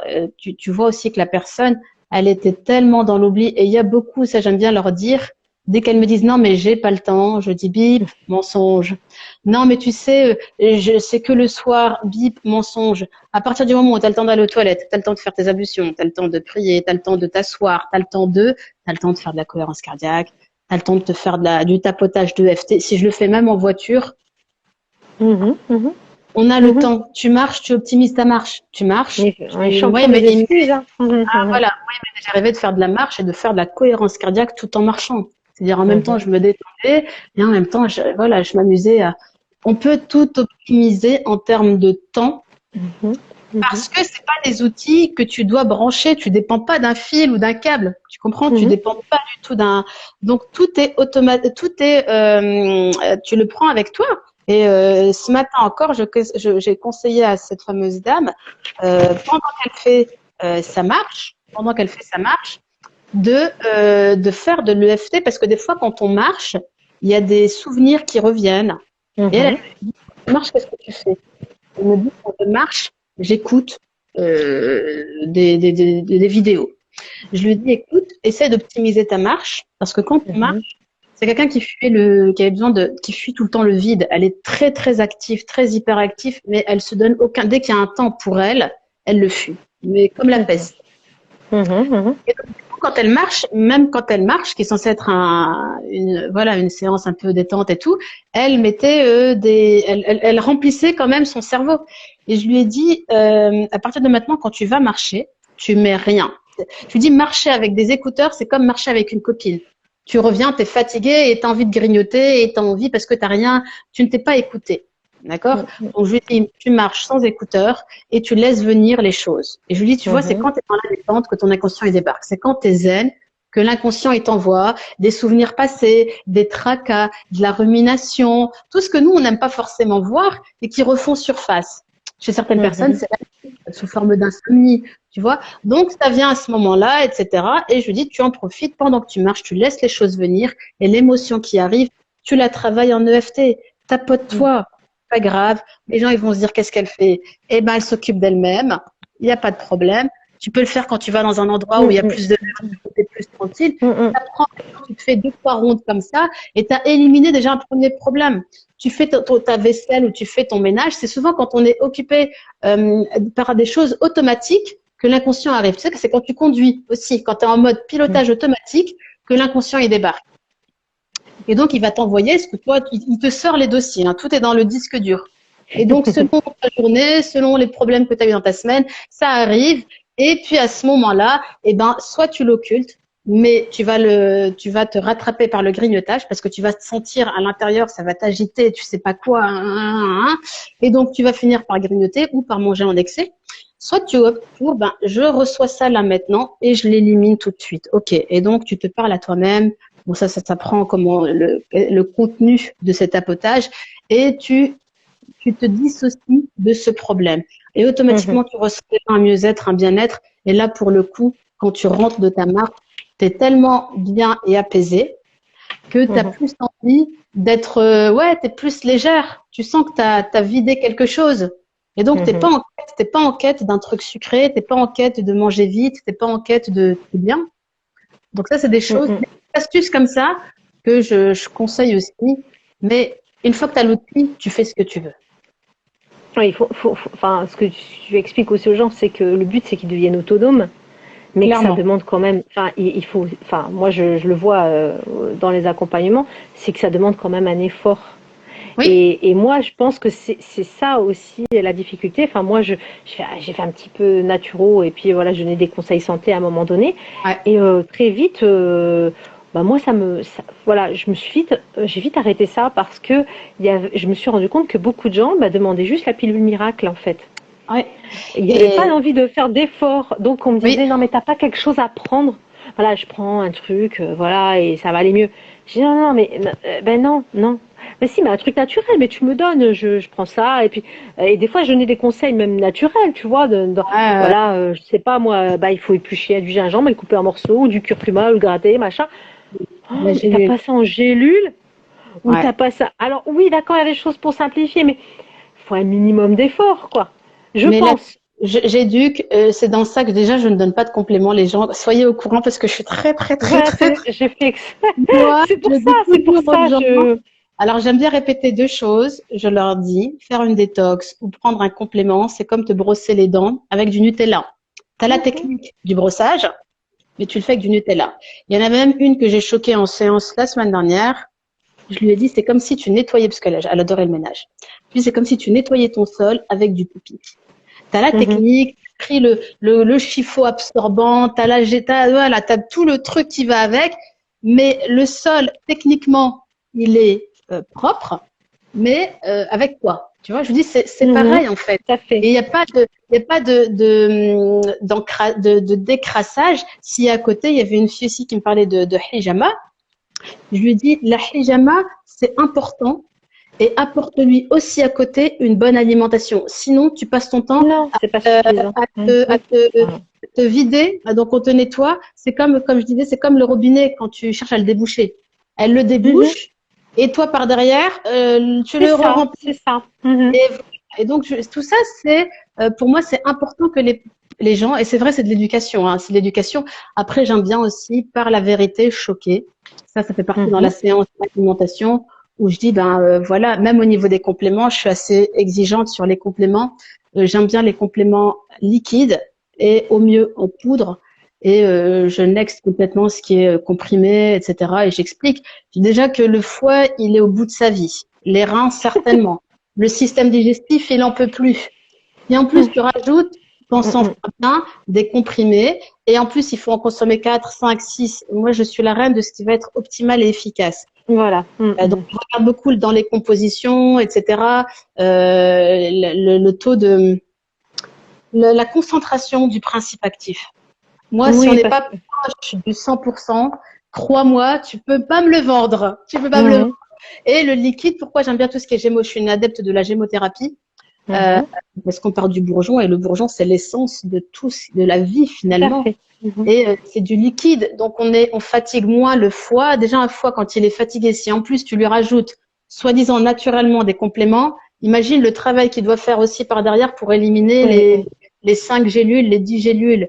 Et je vois beaucoup de filles, et là-dessus je vous demande, je vous en supplie, ne consommez plus. Alors, elle me le ramène, hein. Ça, c'est la vitamine C. Là, j'ai la vitamine D. J'ai C'est pris du ça. zinc. J'ai pris de la spiruline. J'ai pris et elles ont comme ça 10 flacons. Tout à Et fait. Moi, tu te j'ai regardes vu en ça. disant, Mhm. mais moi, c'est le foie. Je me dis, tu te rends pas compte qu'en pensant faire du bien, Voilà. Bien. mais tout ce que le foie doit filtrer après par Tout à derrière, fait.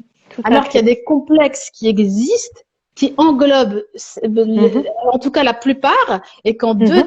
trucs, tu peux complètement régler la problématique.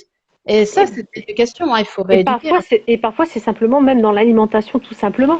Et Ah, le mais truc qui te. Ah, mais moi, j'ai vu des choses hallucinantes, ouais. On vend tout et n'importe quoi parce qu'on est dans le prêt à consommer. Et voilà, et on me disait, mais non, mais t'as pas une gélule plutôt? Non, ouais, que je pense je pas. Et suis quoi. très sale Mais race. non, Ah, ça, moi, tu peux pas me. voilà. Mais c'est super important de rappeler ça. Alors, toi, c'est essentiellement donc, des femmes que tu accompagnes? On m'a proposé, alors en minceur, dans les problèmes de poids, honnêtement, j'attire qui je suis, je pense. Donc c'est Oui. essentiellement des femmes voilées, enfin non pas forcément voilées, mais bon, des femmes pour qui ça fait écho. J'ai eu des messieurs qui sont venus, qui m'ont demandé. Donc du coup, j'ai dû me réadapter, mais j'en Mhm. ai pas tant que ça. Je pense que T'as j'ai eu dû ton voir temps. trois mecs et les hommes c'est plus facile les hommes ont une énergie qui est plus portée vers le mouvement. Donc ils sont plus ils sont moins dans l'introspection que nous. Ils ont moins Mhm. besoin, donc ça, je dirais que c'est plus rapide, mais j'ai quand même vu des mecs, et c'est là où je me dis c'est les mêmes problèmes que les femmes. Ils vont à fond dans le sport, ils y vont à fond, comme tu dis, beaucoup plus que nous. Ils misent Mhm. beaucoup sur le sport, sauf que le jour où ils s'arrêtent, ils repartent dans Ah, l'embotat. c'est fou. Ouais, ouais. Voilà, très très vite.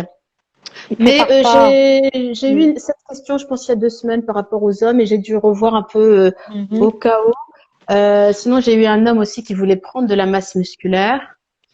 Alors ça oui, j'allais te poser la question parce que c'est mincir sereinement, mais imaginons quelqu'un veut prendre du poids. J'ai eu j'ai déjà eu des personnes comme ça.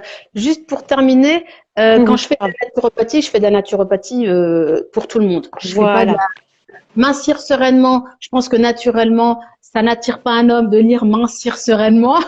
Je pense que là, il a envie d'entendre mincir avec la muscule ou mincir en consommant des protéines.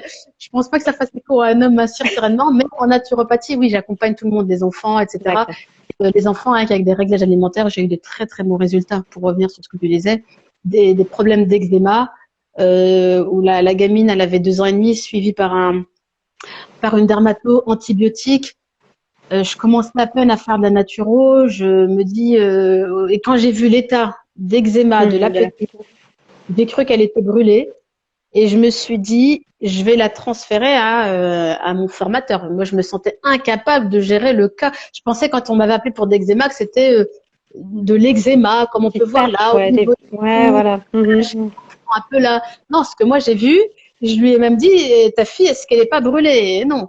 Et en fait, juste un réglage alimentaire, sans que je propose quoi que ce soit, on a rééquilibré l'alimentation et en 1 mois et demi, j'ai même été surprise par le résultat au bout d'1 mois et demi. Donc c'est Oui, de ouais, bah ouais, dire l'importance de l'alimentation. tout à fait, tout à Moi, fait. c'est la base. Donc les enfants aussi, on peut amener les enfants aussi, alors. Ah, les enfants, ouais, y a aucun problème. Moi, Ouais. j'accompagne tout ce qui. Et honnêtement, si je sens que c'est des problématiques que je ne sais pas gérer, je suis pas quelqu'un qui m'entête à.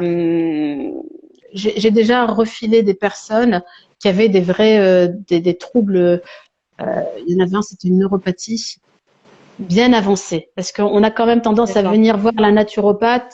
Un naturopathe, on va quand même des fois le voir quand on est au bout de sa vie, quand on s'est bien encrassé et qu'on se dit qu'on veut pas trop aller dans le médical, on veut passer. Et moi, il y a eu des personnes que j'ai dit, va aux urgences. Mhm. Ton Mhm. problématique actuellement, va aux urgences. Mhm. Ne tarde pas, va aux urgences. Ouais. Mais C'est une honnêteté professionnelle, humaine, de toute façon, ça me paraît. non, tu Mais t'imagines la responsabilité que tu prends? tu vois l'intérêt de personnaliser l'accompagnement. Ah, C'est que là, tu clairement. peux, la personne, si tu fais ça dans ton coin avec les trucs qu'on trouve sur Internet, commerciaux, et puis où il n'y a pas du tout de suivi, les dégâts que ça peut faire, toi, même si tu donnes des conseils, tu peux parfois peut-être voir des choses qui sont pas normales, des réactions qui sont Ouais. bizarres. Tu peux dire, attends, là, oui, ça me dépasse. Mais tu as ce suivi qui est là. Et, Oui. et c'est ça qui est important. Et moi, je pense que il en va aussi ouais, de la santé de la personne, ça c'est Ah, clair. je ne prends pas de risque. Non, non, c'est un métier qui est très passionnant, mais qui demande aussi, parce que tu as entre tes mains la santé, t'as entre tes mains aussi les émotions d'une personne. Je veux dire, sa Mhm. personnalité, qui elle est, ses fragilités. T'as beaucoup trop de choses entre tes mains pour pouvoir t'amuser ou pas prendre les choses sérieusement. Après, Inch'Allah. j'ai eu une personne qui avait eu un problème d'abus sexuel lors de Mhm. l'accompagnement. Elle l'a verbalisé en plein EFT, je m'y attendais pas. Et voilà. D'accord. Et je lui ai proposé. Donc moi, durant cette séance, j'ai fait ce que je pouvais, mais je lui ai dit, écoute, Insuffisant. voilà, si tu Mhm. estimes qu'il faut que tu ailles consulter. Tout à fait. Voilà, faut pas hésiter, faut pas attendre, il n'y a pas de tabou là-dessus, etc. Donc elle a préféré rester avec moi, mais à chaque fois je recheck, je connais un tel hypnothérapeute, je connais tel ceci, je connais tel cela, voilà. Tu as proposé et c'est ça qui est important et tu voilà. Après, je peux Je pense comprendre que que faut c'est digérer pas certaines évident. choses, voilà, surtout Mhm. quand la personne elle vient d'apprendre. Je pense que c'est nécessaire aussi de digérer, mais il faut pas, voilà, je suis pas du tout. Mais alors, ouh là là là là, non non non non, je m'éloigne des problèmes. J'ai pas cet ego-là, j'ai pas ce, Mhm, mhm. non non non. Et ça c'est important de tomber sur des accompagnateurs comme ça qui font pas tout et tout. Je fais tout. Oui, ou qui pensent Euh, que ils vont tout voilà, réussir. Ah non. c'est pas, non. Il y a une complémentarité dans les disciplines et ça doit, enfin, notre, notre devoir en fait, hein, c'est de vraiment, quand on veut soigner ou accompagner la personne, c'est vraiment justement personnaliser et de reconnaître, ça c'est mon domaine de compétence et ça l'est pas. Parce que Exactement. on évite, voilà, parce que notre objectif c'est pas de s'en mettre plein les poches comme beaucoup Ah non. pensent. C'est pas ça. C'est notre métier, donc c'est normal qu'on ait un salaire. C'est Ouais, normal qu'on soit reconnu par rapport à ça. Mais notre objectif, c'est que la personne sorte bien et autonome de ça, qu'elle soit pas liée à nous. On n'est pas des gourous, c'est pas le but qu'elle reste avec nous toute notre vie et qu'elle paye toute sa vie pour être suivie, mais qu'elle trouve son autonomie et qu'elle ait compris le mécanisme et qu'elle ait trouvé sa méthode par notre intervention, par les outils qu'on avait à notre disposition. Et quand c'est pas possible, on passe. Alors il y a quelqu'un qui dit c'est rare de nos jours, beaucoup veulent tout faire, mais au final ils font pire. Et oui, c'est sûr. D'où la précaution, hein. Il faut vraiment. Nous déjà en tant qu'accompagnateur, on doit être clair. Ce que tu fais dans ton bilan dès le départ, tu clarifies la personne. Voilà, moi c'est ça mon domaine de compétence et ça va pas au-delà de ça. Et oui, ça, tous les accompagnateurs. Et quand vous-même vous êtes client et que vous avez affaire à un coach, la première des choses, c'est clarifier avec lui en quoi il va vous aider et dites-lui bien ce que vous attendez de lui. Et ouais. normalement, il doit avoir l'honnêteté, déontologie, de dire non, ce que vous me demandez, ça je fais pas. Ou ça c'est au-delà de mes compétences, je vais vous indiquer quelqu'un d'autre. Ça, non, ça c'est un conseil vraiment à la fois pour les accompagnateurs, clarifiez bien ce que vous donnez, et un conseil aussi pour le client, dites bien ce que vous attendez de la personne. Comme ça, au moins Clairement. on est clair dès le départ, et ça évite beaucoup de choses, des catastrophes, même au niveau de la santé. On a vu des choses Ah oui, terribles. ah ouais, ouais. Voilà. Et après, ça met une mauvaise image sur tout ce qui est naturopathie, alors que non, c'est toute une Oui. question de qui vous a accompagné. Voilà. Mm. Dans J'ai eu, tous les outils, on peut les utiliser en bien comme en mal. Donc, voilà, c'est mais important. tu fais bien la réflexion parce que tout à l'heure, juste avant de démarrer, la dame que j'ai eu au téléphone, en appel gratuit là, et elle me disait, j'ai déjà fait appel à une naturopathe il y a un an et ceci et cela, etc., etc., etc. Et effectivement, ben des fois tu prends comment dire, ça salit, enfin ça salit, ouais, ça pointe un peu le manque de professionnalisme dans le cadre, par exemple, de la naturopathie, quand tu vois qu'il y a eu telle ou telle chose qui n'ont pas été pris en compte et que la personne, après, comme j'explique, hein, comme je lui explique en tout cas, elle était libre de me faire confiance ou pas, de toute façon. Mhm, Et mhm, que dès la première séance, si ça ne lui convient pas, il n'y a pas à poursuivre de toute façon. Je suis mhm, pas là je suis pas là pour accrocher les gens parce que mhm, mhm, moi, je suis là pour que la personne vienne d'elle-même et qu'elle vienne avec satisfaction et à tout moment du processus, elle est libre d'arrêter le processus parce que ça et que j'ai cette même liberté. C'est-à-dire que mhm. même si j'estime que durant le processus, la personne, je suis pas alignée avec comment moi je vois les choses et comment elle s'entête, c'est tout. Il y a Mhm. pas à Il continuer de faut, toute il façon. faut qu'il y ait une confiance et une bienveillance réciproque Exactement. et que voilà une liberté aussi. Voilà, alors Totalement. on a des contrats et tout, mais c'est clair que dedans tout est spécifié et c'est ça qu'il faut cadrer, c'est Exactement. tout. Totalement. Et après voilà, mais c'est bien clarifié effectivement dès le départ. Mm. Et ça c'est Le voilà. appel, il est utile pour ça. Moi, le premier appel gratuit, c'est pour ça qu'il est Mm, gratuit, mm, que je ne tire aucun bénéfice. Et d'ailleurs, j'irai même plus loin. Toutes les fois où j'ai fait un premier appel gratuit et que la personne ne n'aboutissait pas, je lui ai toujours dit, je n'aime pas que tu partes de mon appel sans rien.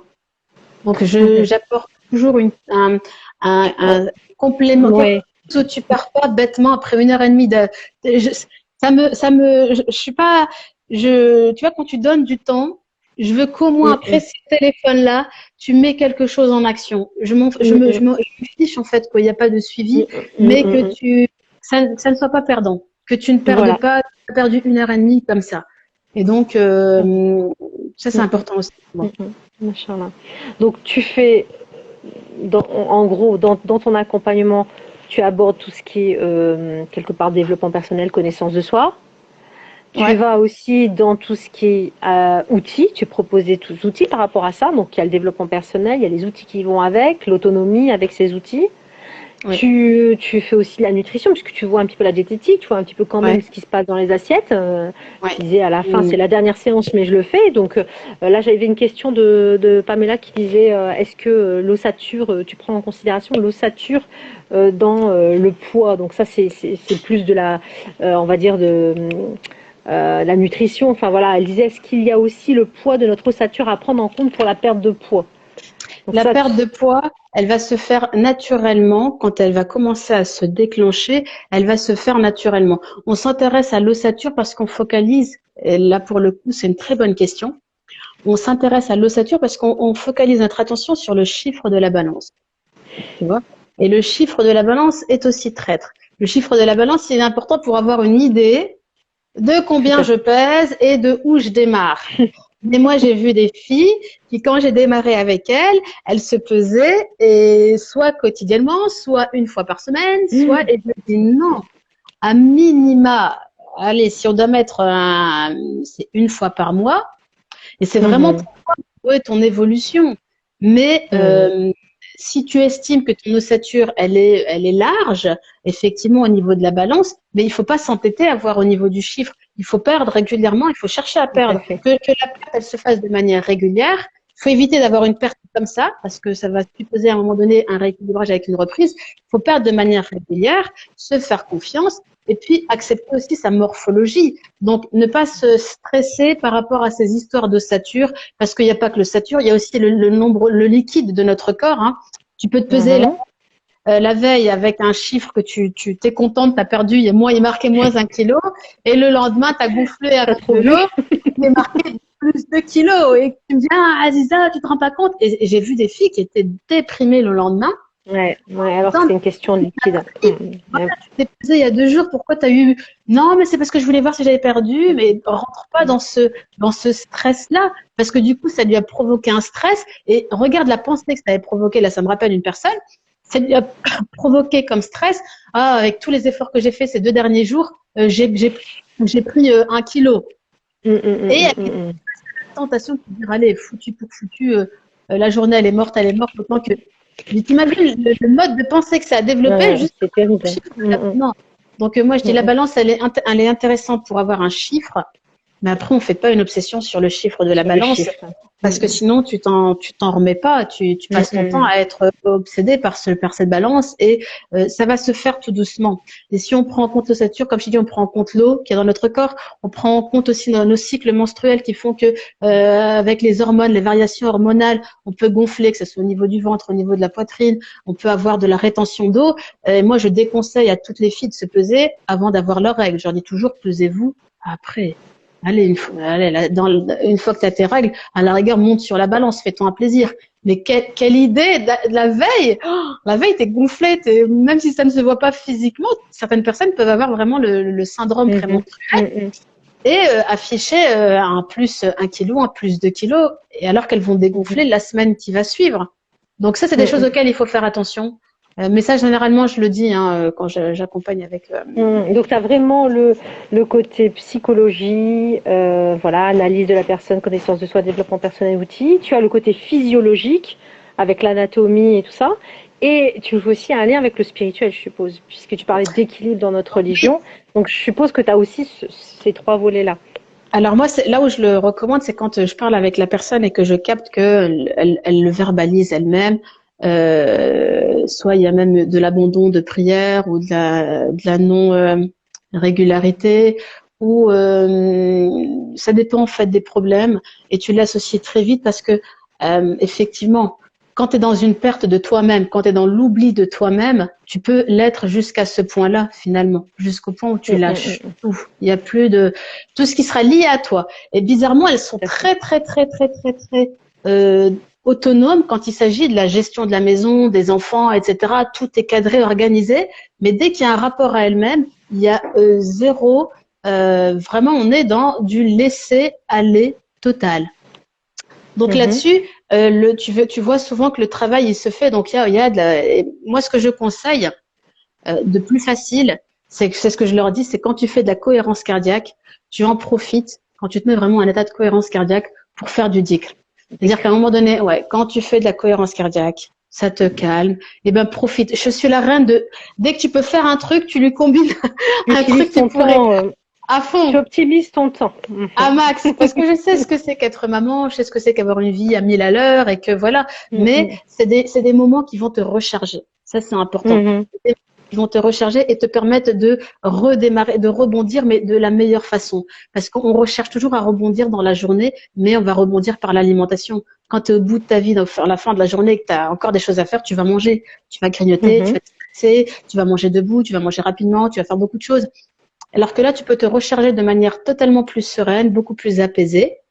Et, Mhm. tu vois que tu es plus calme et plus posé. Donc souvent, je conseille de faire le dhikr avec la cohérence cardiaque. Je trouve que c'est un des bons moments où tu es vraiment Mhm. tranquille, tu es apaisé, tu es tout doux, etc. Et puis en même temps, tu fais et tu laisses aller hein, ce qui vient. Ça peut être des du'as, ça peut être voilà. Dans, dans le travail plus pratico-pratique, là où j'ai vu les gros problèmes, c'est pas le jeûne, c'est surtout la prière, par exemple. Après, j'ai déjà proposé à des personnes d'aller voir des filles, enfin des filles. Je sais pas si on peut dire le nom. Enfin, en tout cas, c'était la seule que moi je connaissais, c'est Nadia Hamoudi. Après, je pense qu'il y a d'autres filles, voilà. Quand je sens que même au niveau des problématiques de couple, où je sens que c'est pesant et que voilà, j'ai pas de problème à Mhm. déléguer. Là-dessus, je le fais. Mhm. Mhm. Je dis écoute, va voir un tel. Elle, je la trouve qu'elle est quand même balèze sur ça, elle sur ci, etc., etc. Parce que Mhm. ça fait de l'individu, de ses faiblesses, de ce qu'il peut, et voilà. Euh, Mhm.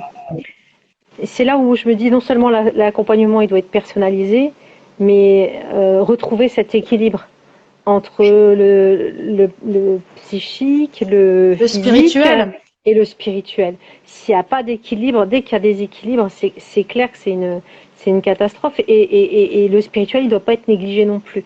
pas du tout. Bon, voilà. Il fait partie de ton équilibre, et des fois, elle ne le, alors comment dire ça? Des fois, tu es très agité sans te rendre compte que c'est parce que dans ce domaine-là, il y a quelque chose qui ne va pas. Et il y a de l'agitation et donc tu ne sais pas et voilà et ainsi de suite. Et parce que dans cette partie-là de ta vie, au niveau spirituel, donc ça peut être dans ton rapport d'éducation à l'enfant où tu vois que t'es pas du tout aligné, ça peut être dans ta relation de couple où tu vois que spirituellement t'es pas du tout aligné, ça peut être plein. Il y a tellement, c'est un domaine aussi vaste de toute façon. Ça peut être dans de l'ordre de, j'ai vu ça aussi beaucoup, l'ousouas, tu sais, des filles qui sont très voilà dans cette anxiété aussi. Euh, voilà. Moi, quand je sens que c'est au-delà de ce que je peux apporter de manière efficace, je dis c'est à travailler. Je soulève que cette partie-là est à travailler et la personne, je lui dis J'envoie vers soit les personnes voilà, compétentes. soit elle s'oriente quand j'ai pas vraiment de personne en tête, je lui demande de faire elle-même ses propres recherches. Ça fait partie aussi de son autonomie, de chercher, etc.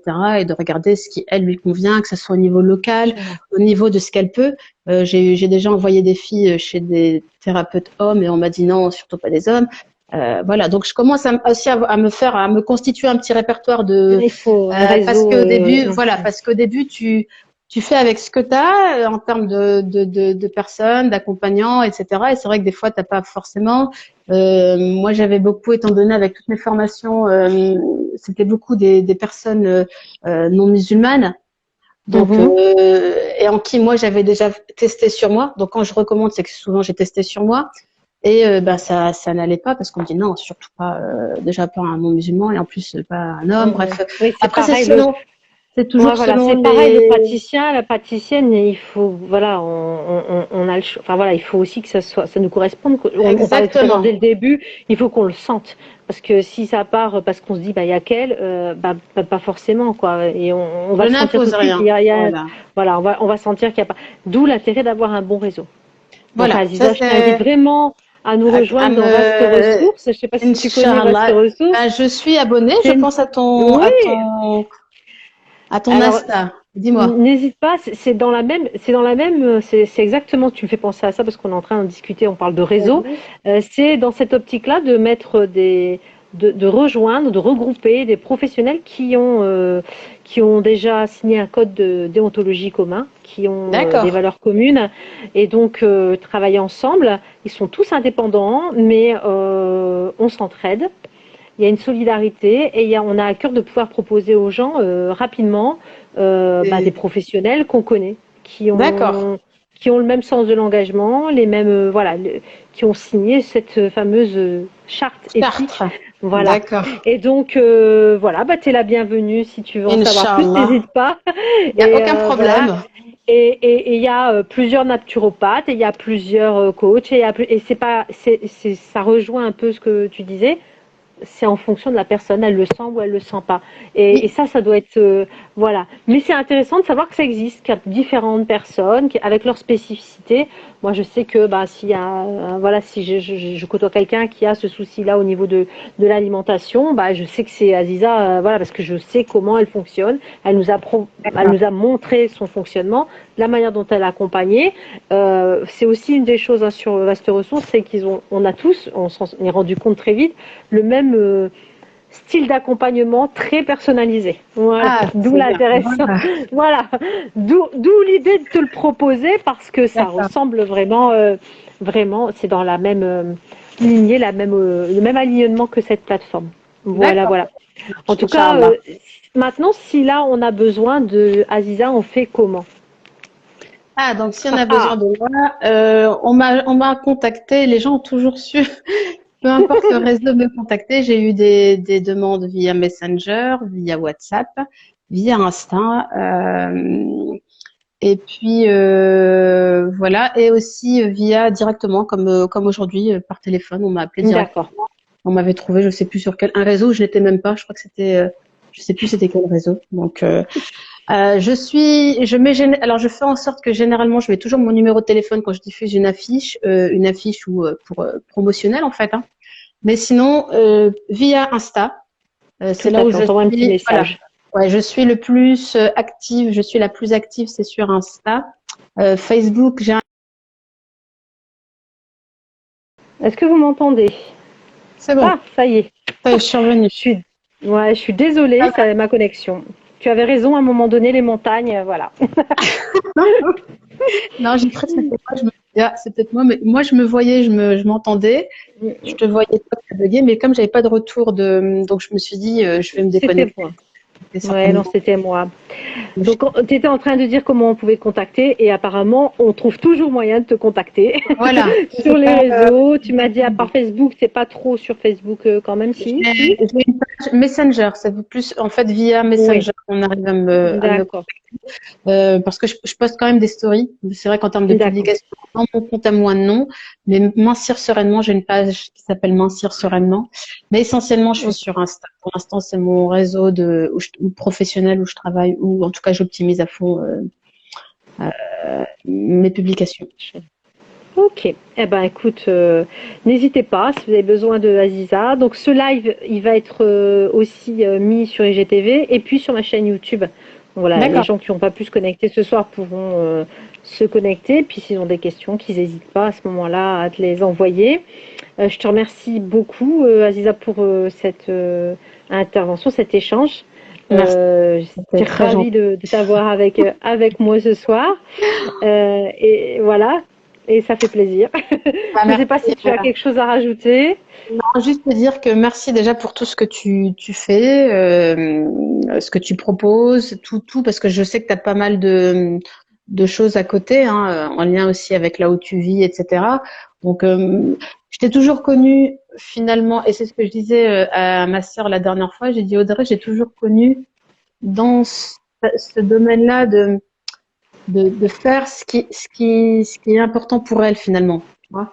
Au niveau voilà, professionnellement, tu as toujours fait en sorte, quitte comme là à te déplacer et à déménager, mais toujours ce besoin d'alignement aussi au niveau professionnel. Alignement, c'est ça. C'est tout à fait ça. C'est le côté alignement, liberté et alignement.